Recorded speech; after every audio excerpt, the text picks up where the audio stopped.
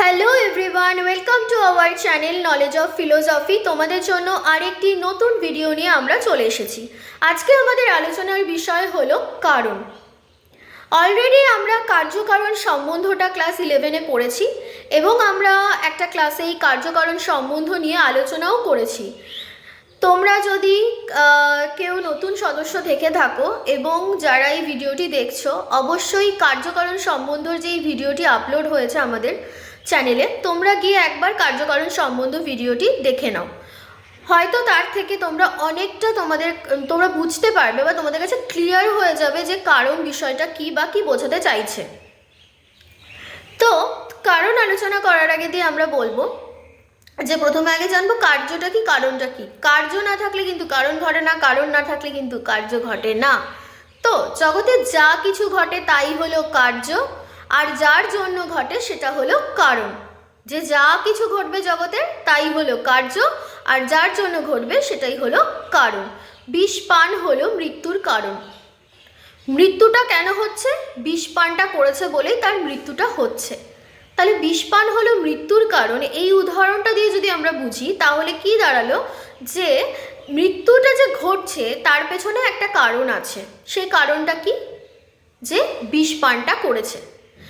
কোনো কিছুর পেছনে, কোনো কাজের পেছনে কারণ ছাড়া কোনো কাজ হতে পারে না। কোনো বিষয় যখন ঘটবে তার পেছনে কিছু না কিছু কারণ আছে। যেমন আমরা বলতে পারি আজকে যে আমরা পড়াশুনো করছি বা আজকে আমরা এত ডিগ্রি লাভ করছি, কেন করছি? এটার পিছনে নিশ্চয়ই কোনো কারণ আছে। এমনি এমনি তো আমরা পড়াশুনো করছি না, এমনি ডিগ্রি লাভ করছি না। আচ্ছা, পড়াশুনোটা কেন করছি? আমরা জ্ঞানটাকে উপলব্ধি করব বলে। তার একটা কিন্তু কারণ, যে জ্ঞানটাকে উপলব্ধি করব বা আমরা কিছু শিখবো, বা আমরা পুঁথিগতভাবে হোক বা অপুঁথিগতভাবেই হোক না কেন, তার বাইরেই আমরা বাইরের জগৎ থেকেই যা কিছু আমরা শিখবো তার পেছনেও কিন্তু কারণ আছে। যে অভিজ্ঞতাটা আমরা নিচ্ছি বা জ্ঞানটা উপলব্ধি করছি, সেটার পেছনে কিছু না কিছু কারণ আছে। তার উদ্দেশ্যটা কিন্তু আমাদের আছেই। উদ্দেশ্য না থাকলে কোনো কিছুই হবে না। তো যে যেমন আবার ডিগ্রি লাভের কথা বলছে, জীবনে চাকরি বাকরি হোক বা জীবনে কিন্তু কিছু লাভ করার জন্যই হোক, বা আমরা শিক্ষিত হচ্ছি এই কারণে যে আমাদের জীবনে যেন আমরা অনেক কাজ করতে পারি, বা আমাদের নিজস্ব আমাদের যেটা বলা হয় যে পয়সা উপার্জন, যেটাকে টাকা উপার্জনের কথা বলা হচ্ছে। কেন টাকা উপার্জনের কথা বলা হচ্ছে? যে দুমুঠো যেন খেতে পারি, তার জন্য আমরা টাকাটা উপার্জন করছি। এমনি এমনি তো আর কেউ ইনকাম করছে না, এমনি এমনি টাকা উপার্জন করছে না। টাকাটা আমাদের কাজে লাগবে বলেই তো, তার পেছনে কারণ আছে নিশ্চয়ই। কারণ ছাড়া কোনো কিছু হয় না। জগতে যা কিছু ঘটবে সেটা কার্য, আর যার জন্য ঘটবে সেটা হলো কারণ। কারণ সব সময় থাকতে হবে। এবং আমরা কার্যকারণ সম্বন্ধ পড়ার সময় এটা জেনেছি যে অভিজ্ঞতাবাদী কার্ভেট, রিড, মিল এরা কিন্তু বলেছেন কারণ হলো একটা পূর্ববর্তী ঘটনা, আর কার্য হলো তার অনুবর্তী ঘটনা বা পরের ঘটনা, এবং কারণ হলো একটা শর্তান্তরহীন অপরিবর্তনীয় ঘটনা। এছাড়া কার্ভেট, রিড কিন্তু কারণকে দুটো দিক দিয়ে দেখেছেন। একটা গুণের দিক দিয়েও দেখিয়েছেন, একটা পরিমাণের দিক থেকেও দেখিয়েছেন। তিনি বলেছেন কারণ ও কার্য দুটোই কিন্তু সমান, কারণ কার্যের একটা সমান, এটাও তিনি বলেছেন কার্ভেট, রিড। তো জগতে যা কিছু ঘটবে তার পেছনে অবশ্যই কারণ থাকবে। কারণ ছাড়া কোনো কিছু চলতে পারে না।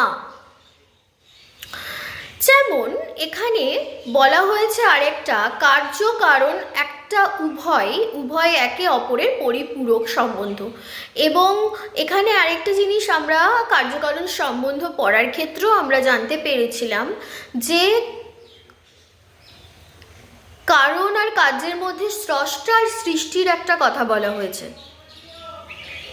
স্রষ্টা সৃষ্টি, তো স্রষ্টা সৃষ্টির কথাও কিন্তু বলা হয়েছে, এবং কারণ আর কার্যকে এক একটা শক্তি হিসেবেও ধরা হয়েছে।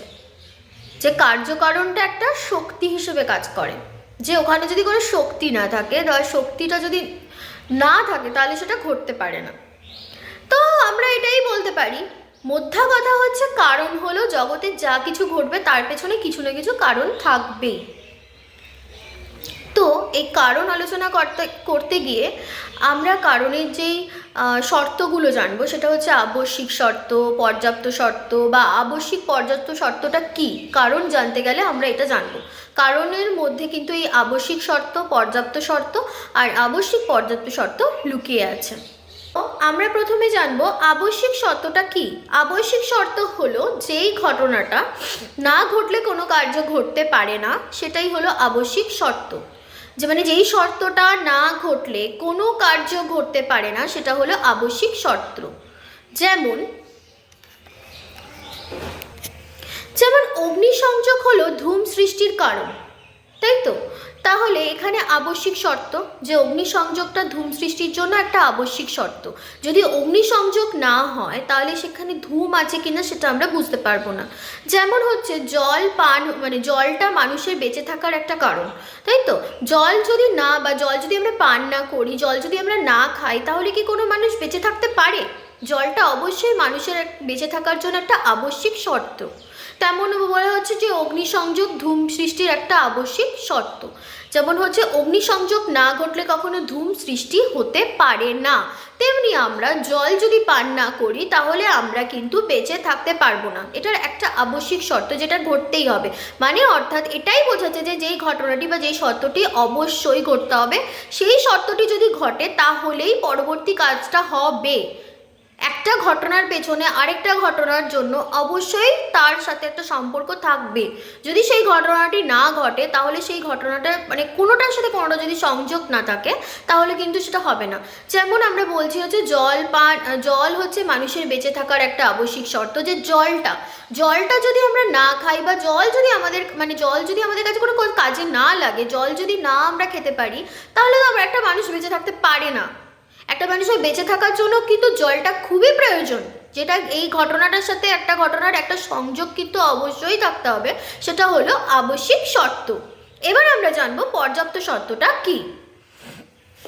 পর্যাপ্ত শর্ত হলো এটাই যে যখন দেখব দুটি ঘটনার মধ্যে একটি ঘটনা ঘটলে অপর ঘটনাটি ঘটবেই, না হলে কিন্তু হবে না, সেটাই হলো পর্যাপ্ত শর্ত।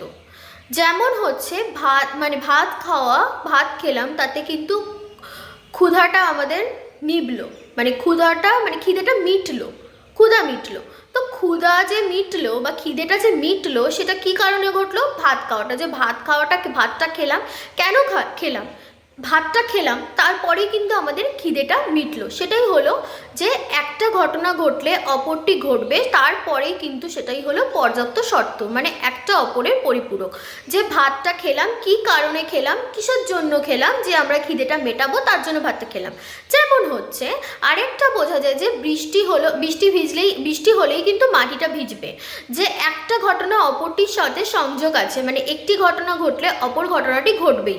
যে বৃষ্টিটা পড়বে তার ফলেই কিন্তু মাটিটা ভিজবে, এমনি তো আর মাটি ভেজাবে না। বা হয়তো হতে পারে আমরা জল দিয়ে ভিজিয়ে দিলাম বা জল ঢেলে দিলাম, জলটা দিচ্ছি বলেই কিন্তু মাটিটা ভিজছে, এমনি তো মাটি ভিজে যাবে না। জলটা ফেললাম তাই মাটিটা ভিজলো, বা বৃষ্টিটা হচ্ছে তাই মাটিটা ভিজছে।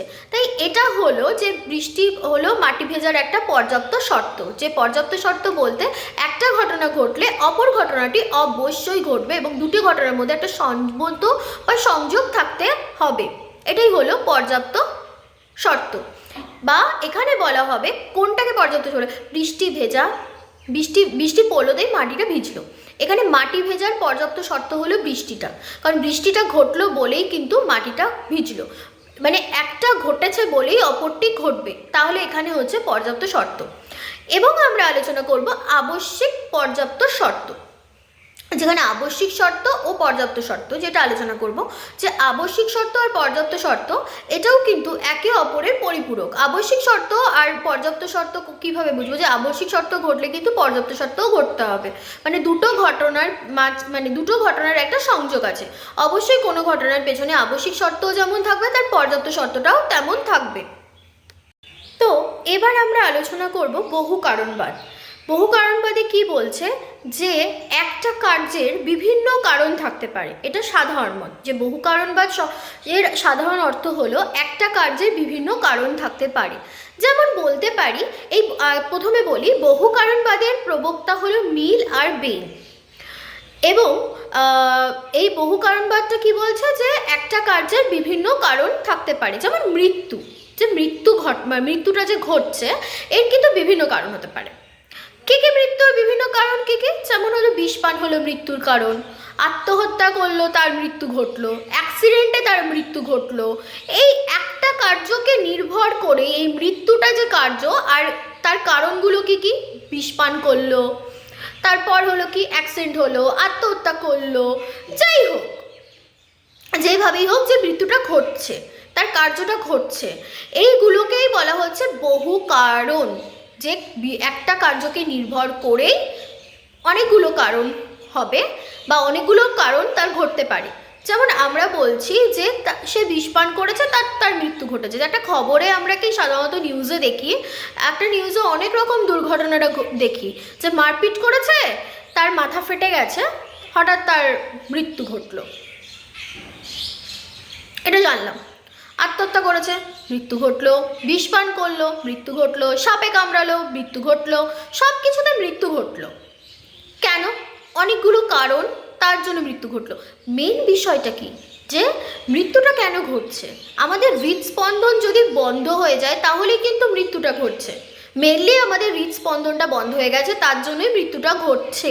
তার একটা কি আমরা উপলক্ষ মাত্র বলতে পারি, মানে একটা যেটা কারণের মাধ্যমে ঘটনাটা ঘটেছে, একটা কারণ আছে তার জন্যই কার্যটা ঘটেছে। তার মূল কার্যটা কি, যে মৃত্যুটা ঘটছে, তার কার্য মূল কারণটা হচ্ছে যে হৃৎপিণ্ডটা বন্ধ হয়ে যাচ্ছে।